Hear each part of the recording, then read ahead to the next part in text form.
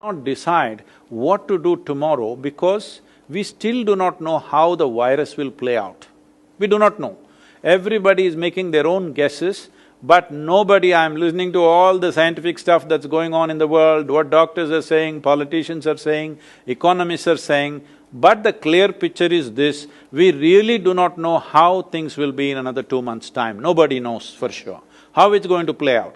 People are saying it's already mutated into 10 different forms, whether it'll respond to the vaccine, how many 10 vaccines for 7.6 billion people, when will you give that vaccine? This is not practical things, anything that's being spoken. So we have to wait. When we wait, the best thing to do is right now to upgrade ourselves. Upgrading ourselves means our physiological capabilities, physically we must become fitter. In the next 1 month, all of you Thai people set this up, the next 1 month, you must be at least 10% fitter than what you are right now physically. Mentally, you must be 10% sharper, I can give you tools for this. And emotionally, you must be at least 10% more balanced. Energetically, you must be at least 10% more effervescent.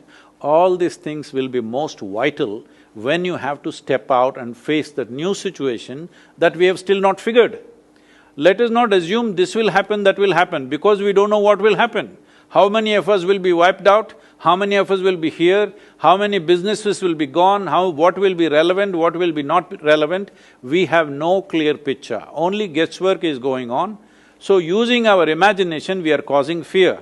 Instead of that, this time around, let's invest it upon ourselves to make ourselves into more competent, more balanced and better human beings. That's the only way you can face an unknown situation.